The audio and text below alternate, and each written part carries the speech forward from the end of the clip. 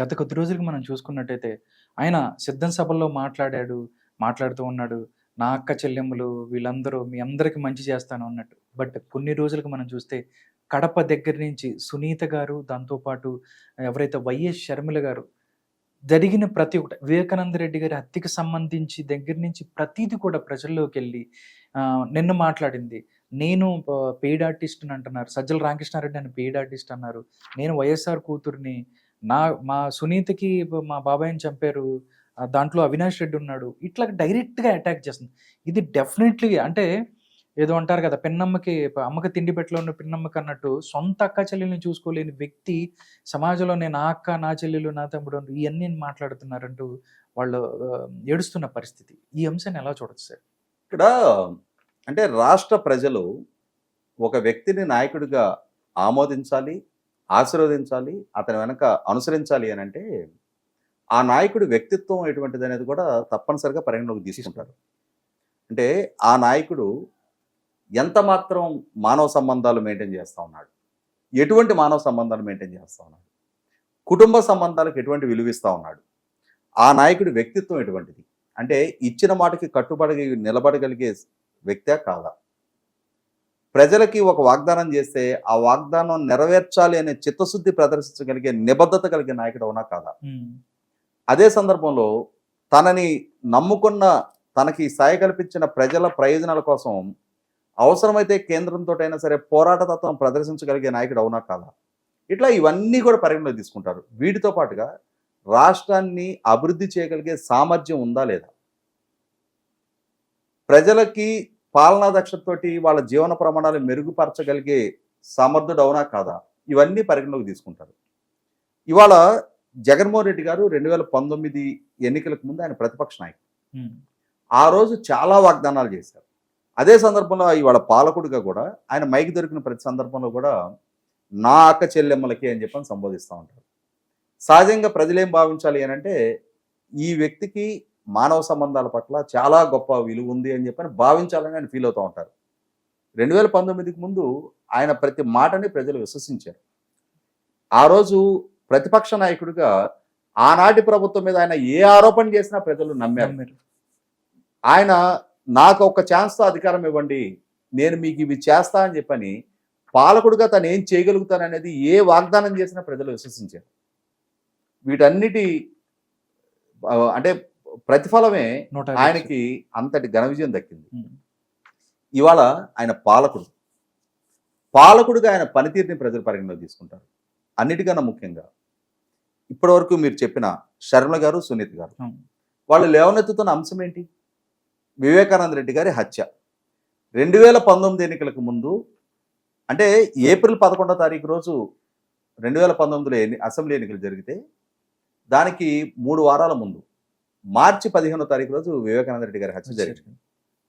ఆ హత్యను ఒక ప్రచారాస్త్రంగా మలుచుకొని ఆ రోజు జగన్మోహన్ రెడ్డి గారు ప్రజల్లో సానుభూతి రప్పించుకొని దాని రూపంలో ఓట్లు దండుకొని అధికారంలోకి రాగలిగారు. ఆనాటి ప్రభుత్వానికి ఆనాటి పాలకుడికి దాన్ని ఆపాదించారు. తన కుటుంబ యాజమాన్యంలో ఉన్న మీడియా సంస్థల ద్వారా ఒక విష ప్రచారం చేశారు. కానీ ఆ తర్వాత జరిగిన పరిస్థితులు, పరిణామాలన్నీ గమనిస్తే ఆయనే స్వయంగా ముఖ్యమంత్రి.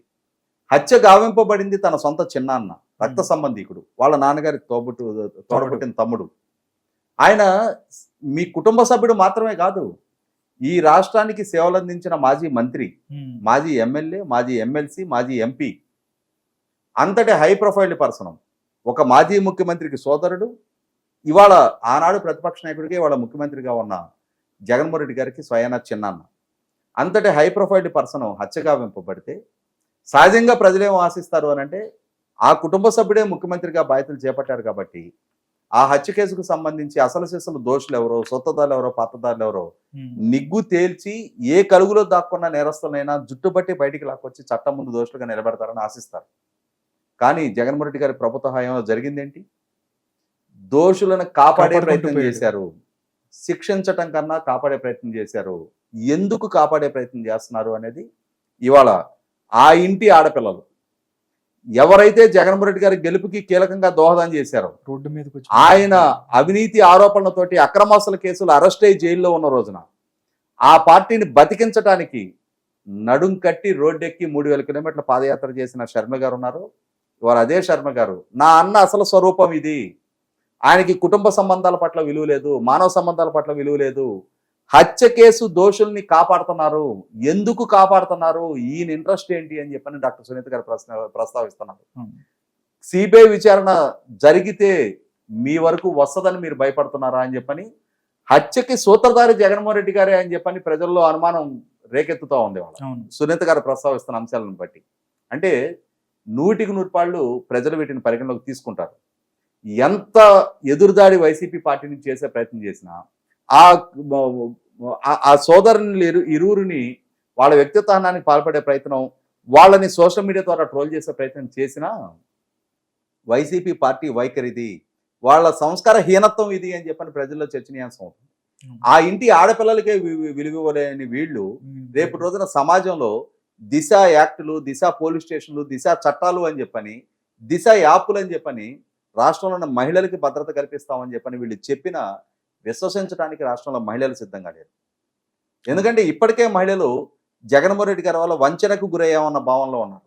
ఆయన మద్యపాన నిషేధ హామీని నమ్మి ఆయన వెనక నడిచాము, ఆయనకు ఓట్లు వేసాము, ఆయనకు అధికారం కట్టబెట్టాము. ఇవాళ పాలకుడిగా జగన్మోహన్ రెడ్డి గారు మమ్మల్ని వంచారు, మద్యపాన నిషేధం చేయకపోగా మద్యపానాన్ని మరింత విస్తృతపరిచారు అన్న భావనలో ఇవాళ రాష్ట్రంలో మహిళలు ఉన్నారు. ఇటువంటి సందర్భంలో ఇది రాష్ట్రంలో ఉన్న ప్రతి మహిళ ఇది తమ సమస్యగా భావిస్తున్నారు. ఆ ఇంటి మహిళలకు ఎదురవుతున్న ఆ కష్టం, ఆ ఇంటి ఆడపడుచులు ఎదుర్కొంటున్న ఆ అవమానాలు, ఆ ఇంటి ఆడపడుచులు ఎదుర్కొంటున్న ఈ దాడులు, మాకు అన్యాయం జరిగింది, మా తండ్రి హత్య కావింపబడితే హత్య కేసు విచారణ సాఫీగా జరగనివ్వకుండా జగన్మోహన్ రెడ్డి గారు అడ్డుకుంటున్నారు, ప్రతిబంధకాలు సృష్టిస్తున్నారు, మా వ్యక్తిత్వానికి పాల్పడుతున్నారు అని చెప్పని ఆ ఇంటి ఆడబిడ్డలు వాళ్ళ కడప గడ్డ మీద నిలబడి వాళ్ళు ప్రసంగిస్తుంటే ప్రజలలో ఆలోచన రేకెత్తిస్తుంది. 100% జగన్మోహన్ రెడ్డి గారు తన అధికారం కోసం ఆ రోజున ఎవరు హత్య గావింపబడ్డారు, ఎవరు చేశారు, ఎవరు పాత్రదారులు, ఎవరు సూత్రధారులు అనేది ఇప్పటికే సిబిఐ విచారణ ద్వారా అసలు సిసలు దోషులు ఎవరనేది ప్రజలకు ఒక స్పష్టత వచ్చేసింది.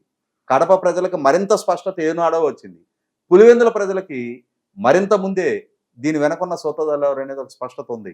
కానీ ఇప్పటి వరకు జగన్మోహన్ రెడ్డి గారిని ప్రశ్నించగలిగే సామర్థ్యం ఎవరికి లేదు కాబట్టి అక్కడ ప్రజలు కూడా మౌనంగా భరిస్తూ వచ్చారు. ఇవాళ ఆ ఇంటి ఆడబడిచే ముందుకొచ్చి ప్రశ్నిస్తున్న నేపథ్యంలో ఖచ్చితంగా ఆమె వెనక ర్యాలీ అవడానికి కడప ప్రజలు సిద్ధంగా ఉన్నారు.